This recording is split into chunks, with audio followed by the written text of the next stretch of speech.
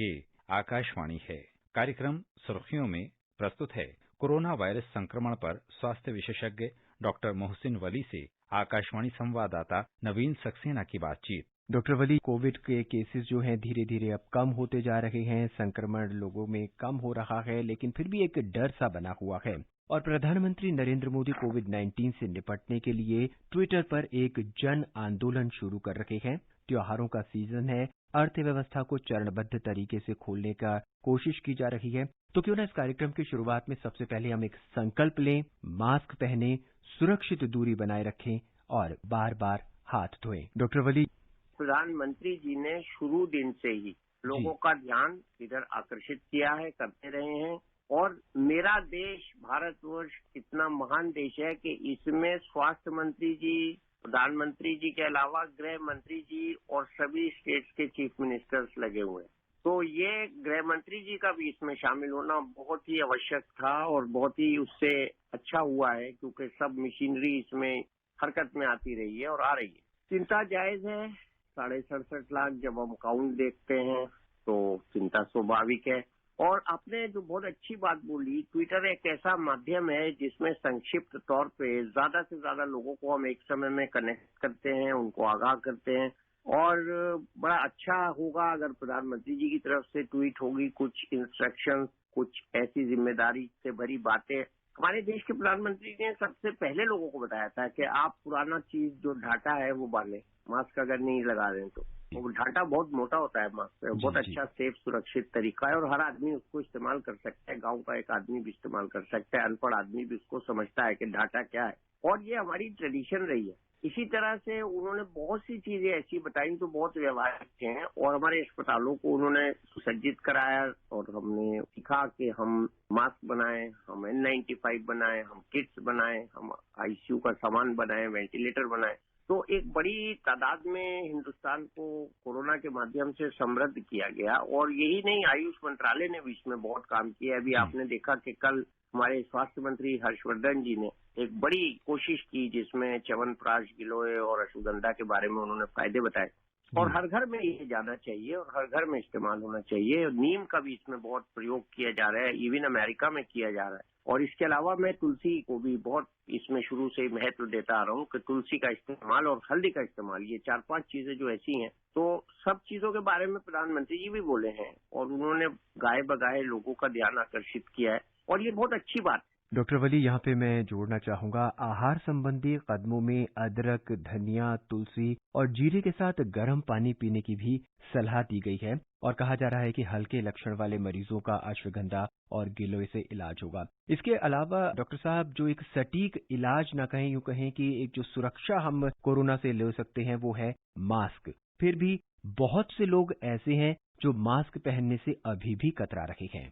मैंने मास्क को एब्रीवेट किया है, एक्सपेंड किया है। M फॉर मेरा, A फॉर अपना, S फॉर सुरक्षा, K फॉर कवच। जी, बहुत बढ़िया। ये मास्क नहीं है, मेरा अपना सुरक्षा कवच है और जब मैं इसको मेरा अपना सुरक्षा कवच कह रहा हूँ तो कोई भी इनकार नहीं कर सकता।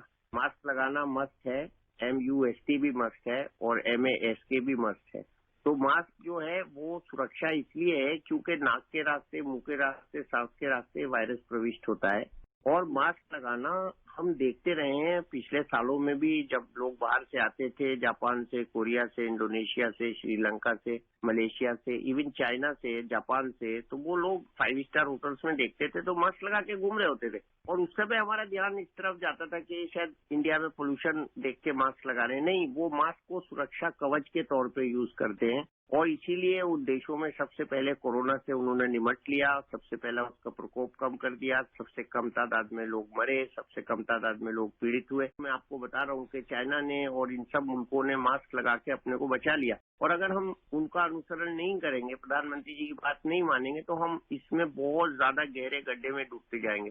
अगर संक्रमित लोग सिर्फ 8% हो तो 2/3 मामलों को वो फैला रहे हैं। उसमें से 70% नहीं फैलाएंगे, 30% फैलाएंगे, लेकिन उनसे हमको 100% लोगों को बचना है। तो मास्क जो है मेरे लिए है, मेरे लिए सबसे पहले प्राथमिक तौर पे मास्क मेरा सुरक्षा कवच है, जो मैंने अभी बताया, M फॉर मेरा, A फॉर अपना, S फॉर सुरक्षा, K फॉर कवच। डॉक्टर, ये जो मेरा अपना सुरक्षा कवच है, ये सबसे सस्ता है और जब तक वैक्सीन नहीं आता, जब तक कोई इसका तटस्थ इलाज नहीं हो जाता, तब तक हमें ये लगाते रहना है और साथ में हाथ धोने हैं और सुरक्षित दूरी बनाए रखनी है। मैं तो कहता हूँ हाथ धो के पीछे पड़ना है इस वायरस से। हाथ धो के पीछे पड़ना एक मुहावरा बहुत पुराना है। डॉक्टर साहब, लेकिन लोग मास्क पहनते हैं, मास्क उतारते हैं, उसको लेके भी बहुत सी भ्रांतियां हैं। कुछ लोगों को मास्क सही से नहीं पहनते हैं, कुछ लोग मास्क को सही से डिस्पोज ऑफ नहीं करते हैं। इस बारे में आप क्या कहना चाहेंगे? मास्क जो है बहुत बड़ा हैजार्ड बन रहा है।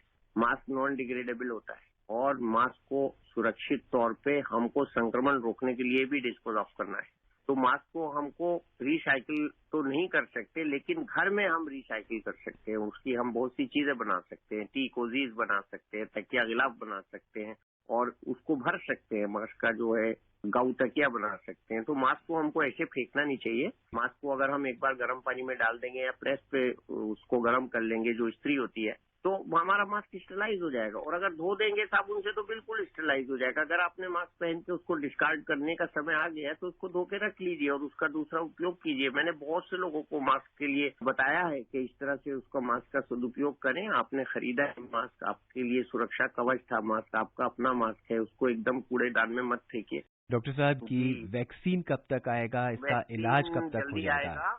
हमारे डॉक्टर हर्षवर्धन ने लगभग डेट अनाउंस कर ही दी है, अगले साल के मध्य में आएगा और उन्होंने क्वांटिटी भी बता दी है कि हम बड़ी तादाद में वैक्सीन को प्रोक्योर करेंगे और हम 50 करोड़ लोगों के लिए वैक्सीन का इंतजाम तुरंत करेंगे। देखिए, हम बार बार कह रहे हैं कोरोना से मत डरिए, कोरोना से समझदारी से मुकाबला कीजिए। डरने से कुछ नहीं होता। अब हम डरने लगे, डर के सारे बैठ जाएं तो कोरोना खत्म नहीं होगा। कोरोना खत्म होगा उसका मुकाबला करने से। जो 3 बड़े साधन हैं जो हम बता रहे हैं, मास्क है और सोशल डिस्टेंसिंग है और तीसरा जो हम सैनिटाइजेशन की बात कर रहे हैं, तो इन तीनों चीजों से ये आज के वैक्सीन है। लेडीज अपने घरों को सजा रही हैं, अब उत्सव का समय आ रहा है, दिवाली के लिए घरों को सजाया जा रहा है, तो सबसे अच्छा ये आप सफाई करिए घर में। तो सफाई करने से भी बहुत सी बीमारियां खत्म हो जाती हैं और डेंगू भी आ रहा है। तो सफाई करने से डेंगू, मलेरिया और ये सब बुखार जो है सीजनल, उससे रोकथाम हो जाएगी। और दूसरे सफाई करने से टाइफाइड जैसी बीमारियां, हेपेटाइटिस जैसी बीमारियां भी हमारी खत्म हो जाएंगी। डॉक्टर साहब, यहाँ एक सवाल जहन में उठता है कि कोरोना में तेज बुखार चढ़ता है, तो ऐसे में लोगों में भ्रांति है कि ठंडे पानी की पट्टी नहीं रखनी चाहिए, सिर्फ दवाई का इस्तेमाल ही करना चाहिए। क्या ऐसा भी है? नहीं, वो भ्रांति इसलिए है कि कुछ लोगों ने शुरू में ये कहा था जब हमारे शरीर में बुखार आता है तो वायरस मर जाता है, लेकिन ये वायरस मरता ही नहीं है 55 डिग्री तक। डॉक्टर साहब, आप हमें RT-PCR टेस्ट के बारे में थोड़ा विस्तार से बताइए। देखिए, ये गोल्ड स्टैंडर्ड टेस्ट है। इसमें नाक से और गले से जो है हम वायरस का RNA लेते हैं और उसको DNA में कन्वर्ट करते हैं और DNA को हम फिर फ्लोरेसेंट रंगते हैं और रंग के उसका रंग देख के पॉजिटिविटी निर्धारित करते हैं। 70% लोगों में ये बता सकता है कॉन्फिडेंस के साथ कि हमको कोरोना का संक्रमण है या नहीं। इसके अलावा अभी हमारे साइंटिस्ट ने एक बहुत अच्छा टेस्ट डेवलप किया है जो बंगाल के हैं और वो फालूदा कुल्फी वाला जो होता है, इसका नाम है फेल्यूदा टेस्ट है और ये क्रिस्पर एक जीन एडिटिंग की टेक्निक है, उस पर आधारित है। SARS-CoV-2 के डिटेक्शन के लिए इसकी सेंसिटिविटी बहुत अच्छी है, 98% है 70% के मुकाबले में, और ये बहुत जल्दी ICMR वगैरह इसको प्रचलित करेंगे, मुझे उम्मीद है। और इसका इंटरप्रिटेशन 30 मिनट में हो जाएगा और इसकी कॉस्ट सिर्फ 500 रुपए है। इसके अलावा और भी कुछ एंटीजेनिक टेस्ट हैं जो आ गए हैं जो स्पेसिफिकली IgM टेस्ट कर रहे हैं। तो इस वक्त हमारे पास कई तरह के टेस्ट हैं। तो डॉक्टर साहब, ये किताबें, कॉपियों और ये जो कागज पे है, इस पे जो वायरस होता है वो कितने घंटे तक ठहरता है और इससे क्या इन्फेक्शन होने के चांसेस हैं? नहीं, अगर मेरी कॉपी मेरे पास है तो किसको इन्फेक्शन दूंगा मैं? मेरी कॉपी अगर मास्टर के हाथ में जाएगी और मास्टर उसको ग्लव पहन के छुएंगे तो कुछ नहीं होगा। तो ग्लव का इस्तेमाल इसमें मास्टर के लिए तो बहुत जरूरी है। और आपस में लड़के अपनी कॉपियों का आदान प्रदान न करें और उनको थोड़ा धूप में रख के सुखा लें। देखिए, ये जो घरेलू चीजें हैं पुरानी, ये बहुत अच्छी होती है। डॉक्टर मोहसिन वली, इस चर्चा में भाग लेने के लिए आपका बहुत शुक्रिया। बहुत धन्यवाद। अभी आप सुन रहे थे कोरोना वायरस संक्रमण पर स्वास्थ्य विशेषज्ञ डॉक्टर मोहसिन वली से आकाशवाणी संवाददाता नवीन सक्सेना की बातचीत। ये कार्यक्रम आकाशवाणी के समाचार सेवा प्रभाग द्वारा प्रस्तुत किया गया। इसे आप हमारे mobile app news on AIR पर भी सुन सकते हैं। इस कार्यक्रम के संबंध में अपनी प्रतिक्रिया आप हमें ईमेल कर सकते हैं। पता है AIRNSTtalks@gmail.com। ये कार्यक्रम फिर से सुनने के लिए लॉग ऑन करें हमारी वेबसाइट newsonair.com।